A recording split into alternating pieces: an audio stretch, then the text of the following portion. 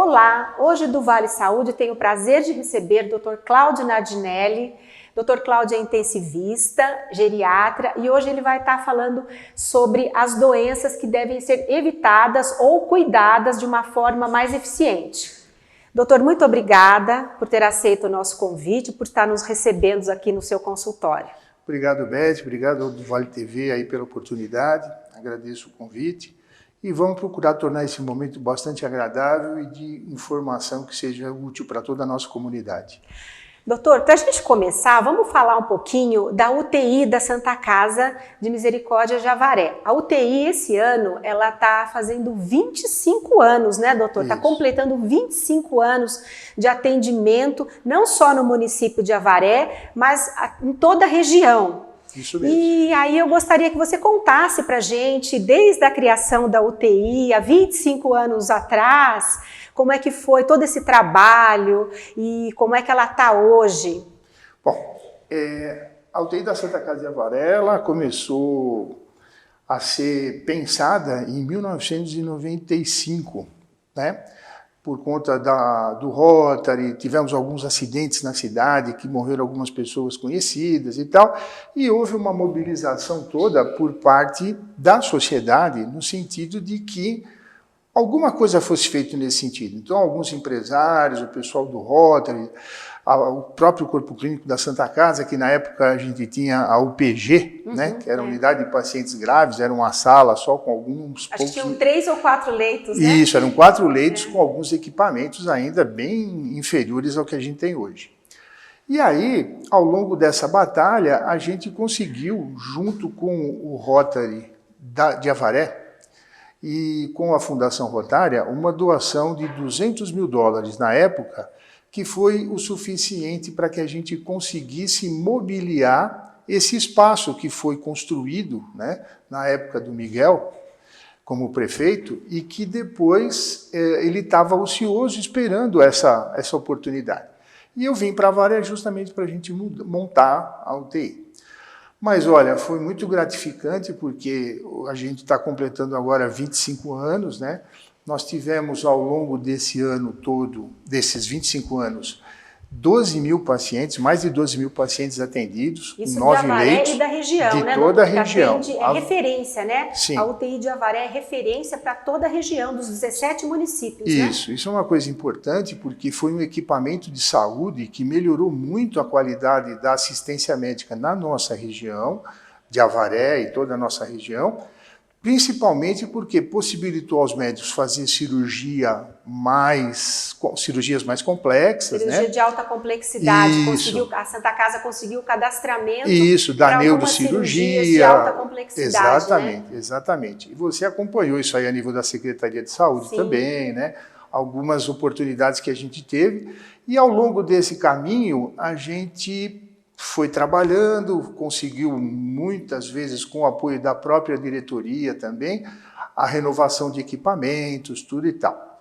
Quando chegou na época da pandemia, nós tivemos uma surpresa assim, né, meio desagradável, que foi que de repente a gente precisou montar uma unidade de UTI para os pacientes do Covid. Então a gente tinha um espaço que estava sendo preparado para ampliação da UTI, e que 9 leitos eram muito insuficientes. A gente tinha muitos pacientes que ficavam esperando leito. Sim.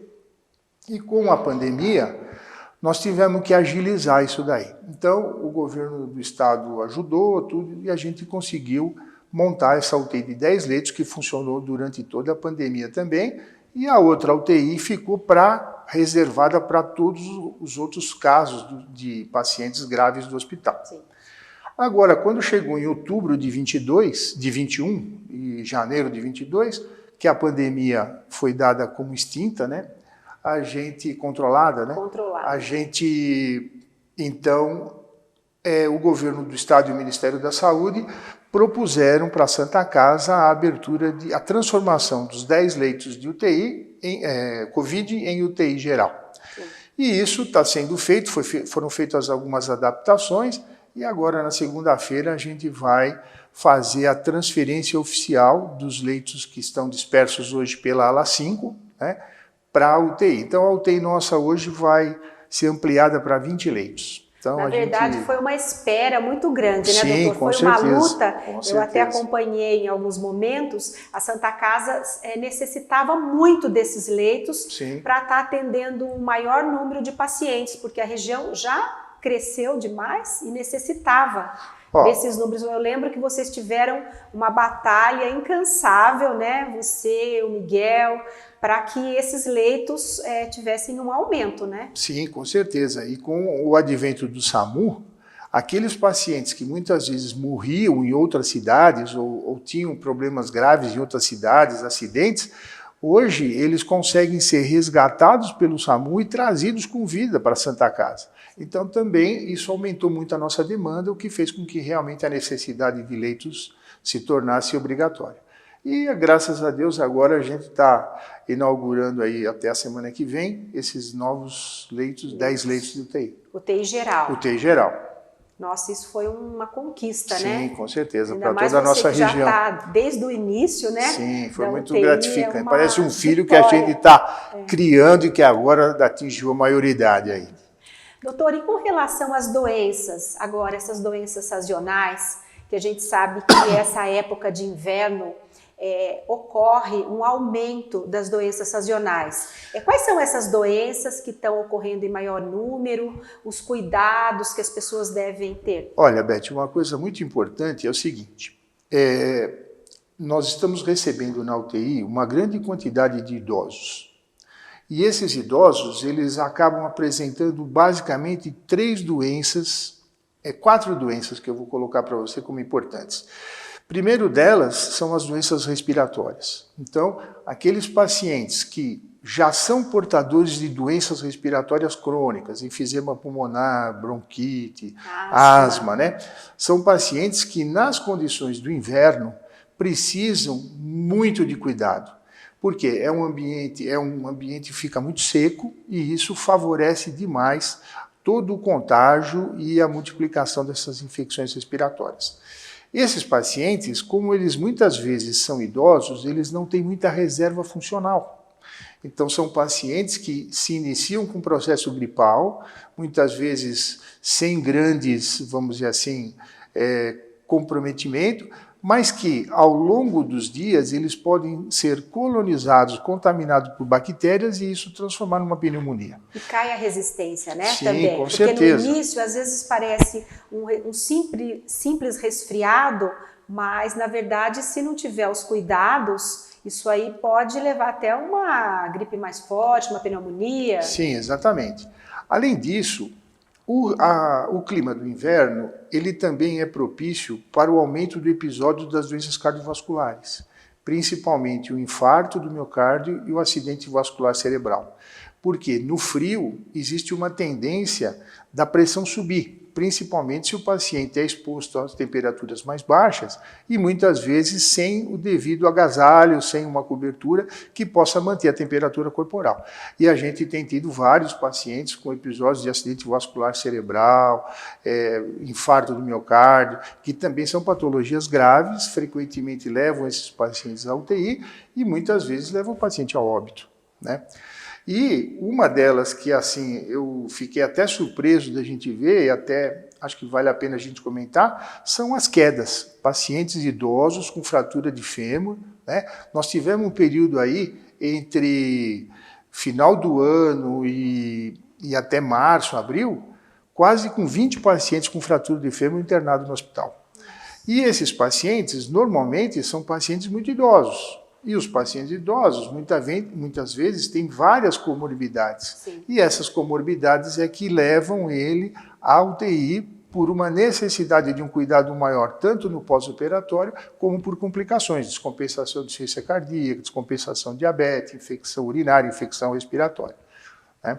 Doutor, e com relação à prevenção, né? Quais são os cuidados que o familiar deve ficar atento, ou o próprio paciente nessa época de inverno, a questão de hidratação, de alguma atividade? Eu gostaria que você comentasse o que a pessoa deve fazer para prevenir, né, essas doenças, principalmente um AVC, uma hipertensão, esses cuidados. Eu acho que assim, a geriatria, como toda a medicina hoje, ela é muito direcionada para a prevenção.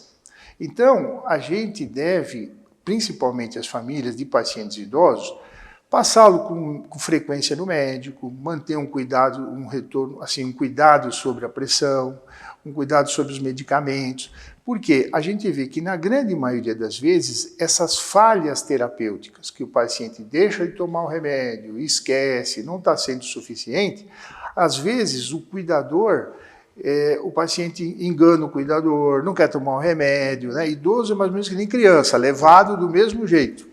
Então, a gente muitas vezes tem que ter esse tipo de atenção, principalmente voltado para que a medicação esteja sendo tomada corretamente.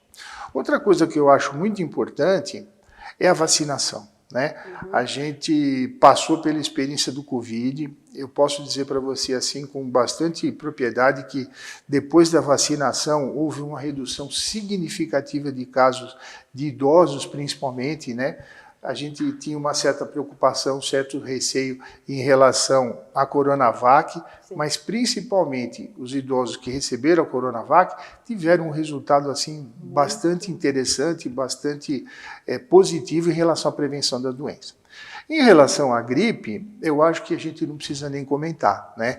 É importante demais a vacina a vacinação anual, né? Da gripe, o pessoal muitas vezes se cria assim um monte de fake news, um monte de né? Nós estamos na época do fake news, então um monte de mito, quando na realidade a gente sabe que puderam os médicos tratar todas as doenças com vacina.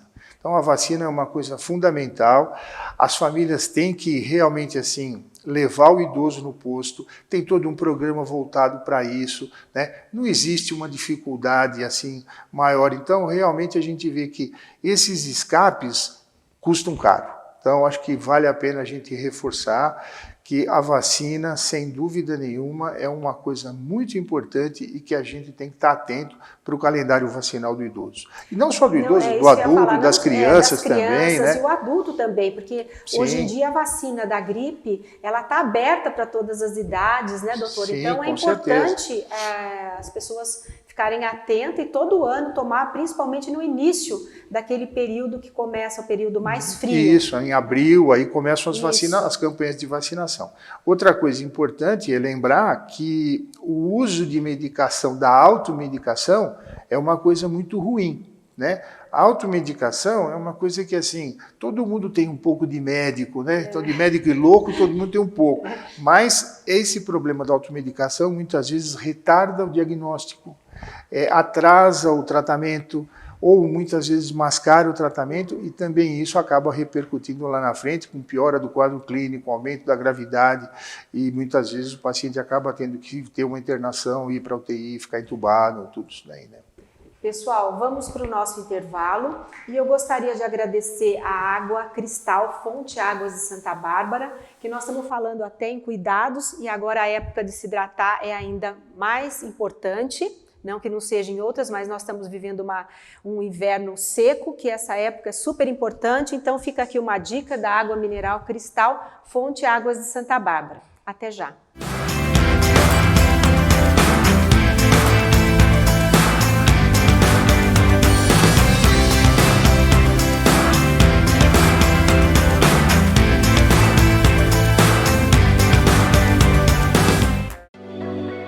Na charmosa estância hidromineral de águas de Santa Bárbara, a água mineral Cristal é extraída de uma das melhores fontes de água do Brasil.